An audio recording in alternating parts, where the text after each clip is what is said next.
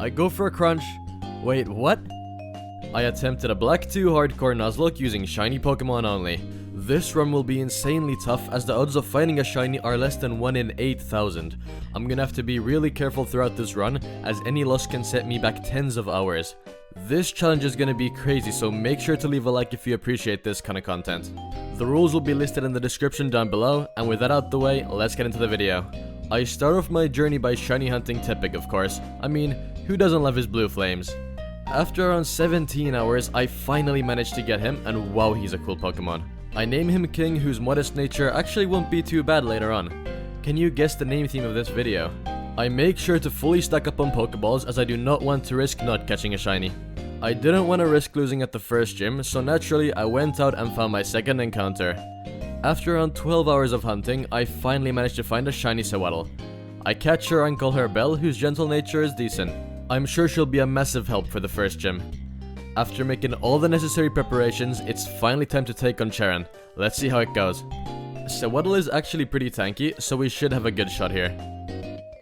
I start off with Bug Bite, which does over half of Petrat's health. And the next one easily takes it out. Charon sends out his Lillipup next, who starts setting up. I start getting scared here, but I keep on going with Bug Bites, and even after Lillipup heals, we still manage to score the win with a few more hits. Well played, team, that was insane. While making my way to the next gym, King evolves into a Pignite whose fighting typing will definitely come in handy later on. As I make it into Verbank City, I'm pretty sure I could beat the gym with my current team, but there's a patch of grass with some insane encounters that I can't miss out on. I could find the likes of Magby or Growlithe here, so I can't miss out on that. After around 13 hours of searching, I come across a shiny Magnemite. I gotta say I love the sprite. It's so simple yet so aesthetic. I name him Donald, whose gentle nature is once again okay. With Donald on my team, there's no chance I'm losing this gym battle. I send out Donald and start off by using Thunder Shock. Coughing quickly goes down and Whirlipede is sent out next. Literally all of her moves are weak against Donald, so this battle ends up being quite the sweep. With our newly acquired gym badge, we finally make our way to Castelia City. While training in the sewers, I run into Rattata, who is not in a good mood. I try to escape the battle, but get left on just 1 HP after a crit. My heart was absolutely racing here, but I do finally manage to switch out and take my revenge. Belle evolves into a Swadloon next, and into Leavanny right after. She's going to be insane in the early game, as her stats are now really elevated. I make my way into this Utopian elevator and I take on Berg. King is perfect for this battle, so I decide to lead with him. Just one flame charge is enough to destroy Swadloon. Dwebble could be more of a problem, but even though it takes a while for him to go down, this just lets me boost up my speed in preparation for Leavanny. I go for a flame charge against Leavanny, which takes her out in just a single hit. My team is really just destroying everybody at this point, and I couldn't be any happier about it. After quickly sweeping through Colress's entire team, I start my next hunt in the desert. After only about 7 hours of searching, I finally managed to find a shiny Sandile who I name Kentucky. She somehow yet again ends up with a gentle nature. What even are the odds of that? I make my way to Nimbasa City, where I find these two massive Pichu and Pikachu statues. I don't know who arranged for them to be there, but they need a raise big time. After accidentally visiting the wrong gym, it was finally time to take on Elisa. Before this though, Kentucky evolves into a Krokorok who will be essential for this next gym. Donald also evolves here, and with this new team layout, I don't see how we could lose. Elisa starts with a Mulga, so I send out Kentucky. Crunch ends up doing massive damage, but it also paralyzes Kentucky. Her Cherry Berry thankfully cures her and lets her destroy a Mulga with a few more hits. Fluffy thankfully is safer to take down, as I can finally go for Sandtomb. Just 2 hits is more than enough to finish her off. Zebstrika will be a pain to deal with, so I switch out into Donald. Pursuit leaves Kentucky with just 2 health, so we're lucky to have made it out alive. I set up with Metal Sound, after which I go for a Mirror Shot. This does good damage, but Zebstrika's Citrus Berry heals her up. I switch out into King to finish this battle off. The first hit doesn't KO, but the second one is more than enough, and just like that we beat the 4th gym. We're halfway there guys, let's keep on pushing. After I partake in a romantic Ferris wheel ride, it's time to take on Charles the Heartbreaker. I won't show the full battle, but it was sick seeing a team of 3 shinies battling it out together. I don't take any breaks here though, as I take on Clay right away. Bella's perfect for this battle, so naturally I lead with her.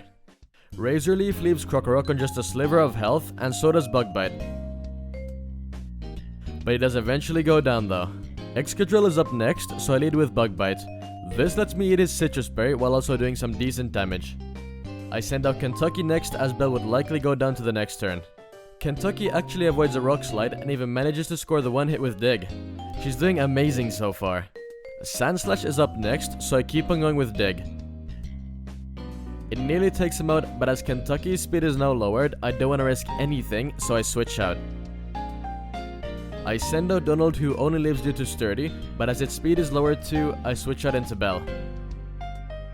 Sandslash finally went for a rollout, so I can now safely take him out and finally score the win. Only 3 gym leaders left to go. I head over to Chargestone Cave next, where my goal is to evolve Donald. Having a shiny Magnezone is so cool and I can't wait to try it out in battle. After completely annihilating the Pokemon World Tournament, I make my way to Mistralton City, where I'm handed some weird purple Pokeball. I wonder what that's all about. I make my way straight to Skyla and I take her on. Donald's evolved form is literally perfect, as it resists every single move in this gym and is super effective against everyone. Swoobat does manage to survive a Thunder Shock, but goes down pretty soon after. Swanna is quite weak to electricity, so you can probably guess how this went.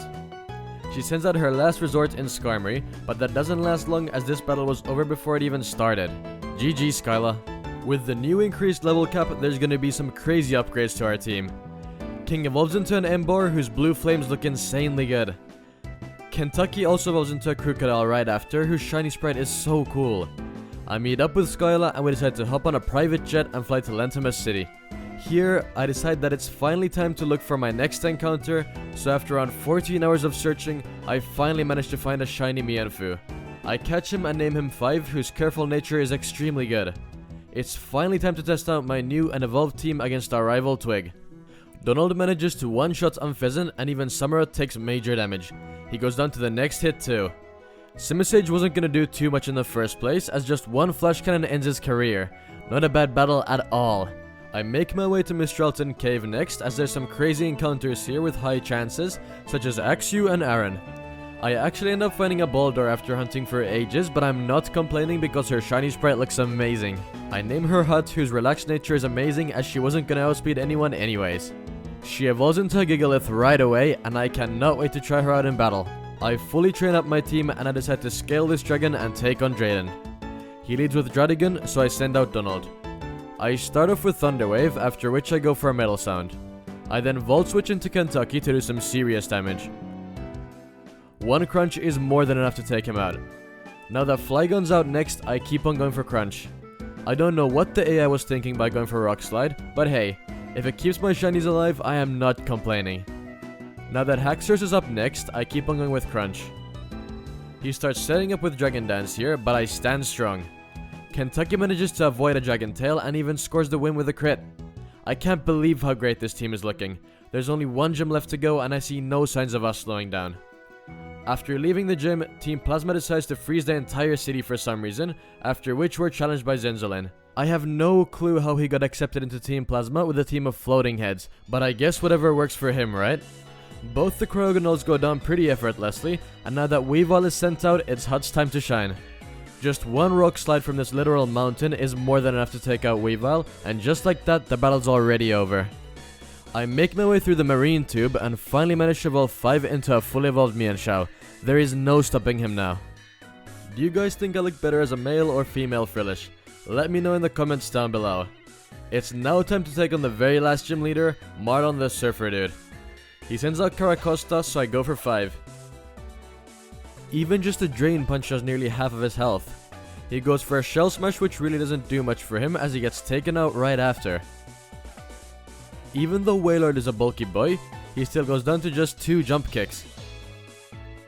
I go for Bounce against Jellicent just to do a bit of chip damage, after which I U-turn out into Donald. He gets burned right away, but that doesn't matter as a single discharge is enough to put an end to this battle. And just like that, we've already beat all 8 gyms. Only one more challenge to go before the Elite 4. Here we come, Getsus. First, let's get a few medals for our hard work though. Ah, this is the life. I don't even know what half these medals are for, but hey, I'll take them. I make my way through the giant chasm where my first task is to take on Colress. Kentucky should be insanely powerful here, so let's see what I can do. Colress's team is full of sturdy Pokemon, so this will be a pain. Magneton does eventually go down though. Magnezone is just as annoying here, but he goes down quickly too. At least Behemoth doesn't have sturdy, so his time comes to an end soon. But as Klinklang has an air balloon, I switch out to King just in case. Klinklang goes down to a single flamethrower, and so does Metang. With Colress out the way, it's finally time to go face Kyurem. I think the real challenge is making it through the cutscenes though. I finally do get to take on Kyurem though, so I decide to lead with Donald. This battle is very lackluster as Kyurem goes down really quickly. Here comes the real challenge though. It's time, Getsis, let's do this. He sends out Cofagrigus while I send out Donald. He stalls for quite a few turns, but he can't protect forever as just 2 hits manage to take him out. Now that Seismitoad's up, I decide to switch into Bell for an easy KO. He stands no chance against a quite effective Leaf Blade and goes down right after. Electros has Flamethrower, so I have no choice but to switch out here. I send out King first to tank the hit, and then send out Kentucky to do some serious damage. Even a Crunch does major damage and finishes Electros off in just 2 hits. Drapion can try all he wants, but an Earthquake is more than enough to finish him off. Toxicroak goes down the same way, and that leaves just Hydreigon left to go. I switch into King here, but he gets hit way too hard to stay in battle. Hut actually tanks a Crunch pretty well, and just 1 crit Stonage is enough to take him out. I didn't expect that at all, but hey, if that's what lends us the win, I'll for sure take it. It's now finally time to enter the victory road. I present all my badges and make my way inside. The only challenge left before the Pokemon League is our rival Twig, who will be an absolute sweep. Or so I thought. I start off with Donald and go for a discharge on Unpheasant. Donald hits itself in confusion, but does manage to take down Unpheasant right after. Buffalan's up next, so I decide to switch out into Bell. I go for a Leaf Blade here, but I completely forgot about his ability, and just like that, our day 1 Pokemon Bell has fallen. I'm so sorry, Bell, thank you for everything. You've been amazing. I send out 5 to take my revenge.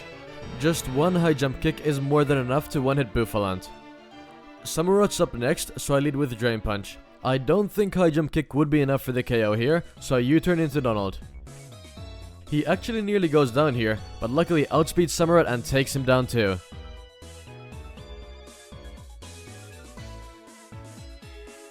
Simisage goes down fast too, and with that we managed to win here, but at a high cost.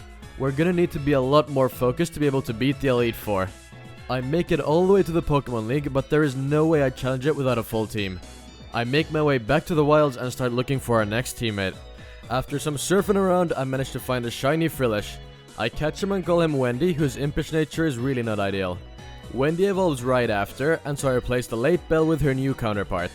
With all my preparations done, it's finally time to challenge the Pokemon League. Here we come. I take on Grimsley first, and I choose to lead with 5. Drain Punch manages to one-shot Liepard and fully heal me up too. Bisharp goes down in the exact same way. Crocodile's Intimidate does lower my attack, and the high jump kick ends up missing, which really scares me.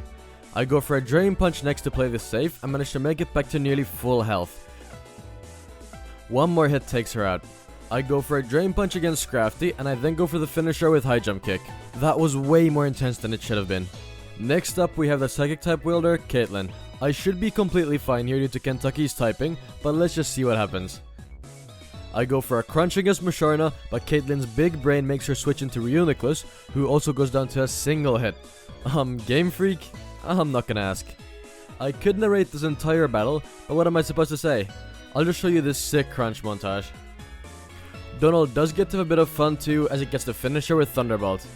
This is going great so far. We're halfway there. Next up is yet another battle handmade for Kentucky. I lead with her, and you guessed it, it's crunch time. She does lower my special defense, but that's about all she does as she goes down right away. This time I feel like going for an Earthquake, which of course also results in an easy one-hit KO. Golurk's up next, and this should be a complete sweep. I go for a Crunch. Wait, what? How did he survive that? No way. I do luckily take him out after, but wow, that was not fun. I can no longer afford to stay in battle, so I switch out into Donald. Thunderbolt of course is more than enough here, and there goes Chantal too. Not a bad start to the lead 4 at all. Now here comes our very last challenge, Marshall. I don't have any stab super effectiveness here, but let's see how this goes. I send out 5 against Marshall's throw. I go for acrobatics, which does some great damage. It's not enough to KO, but after I repeat it again and go for a U-turn, he's done for. I send out Kentucky here, but probably for different reasons than you'd think. I know he'll go for a high jump kick, so I bait it out and I switch into Wendy. This works out perfectly as he loses half his health to a single move. Once Mianxiao hits a bounce, it's over for him as Brian finishes him off without a challenge. I go for a surf against Stalk, but as Payback did some insane damage, I have to switch out here. King tanks a Payback really well and even manages to finish Stalk off in a single flamethrower. This battle is going great, or I should say was. I hit a flamethrower on Conkeldurr while he sets up with bulk up.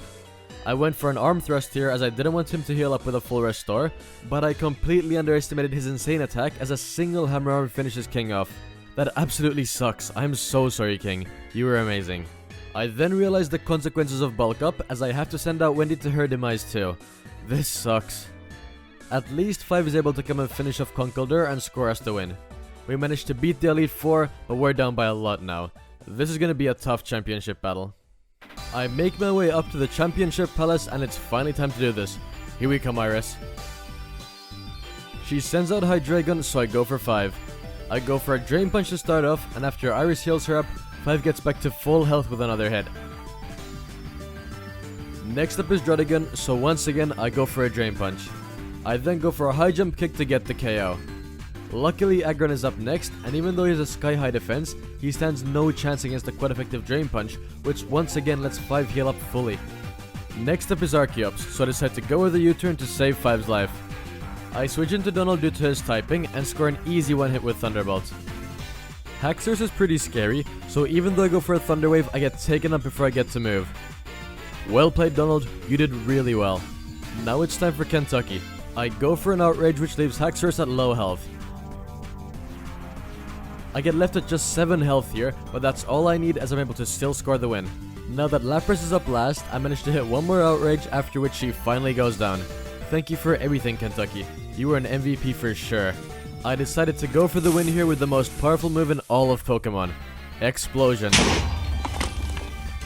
Hut goes down and so does Iris. Now that's what I call an epic finish. Thanks so much for watching, guys. This was an insanely fun run to make, so I hope you enjoyed it. Make sure to leave a like if you did, and I'll see you guys later. Peace out.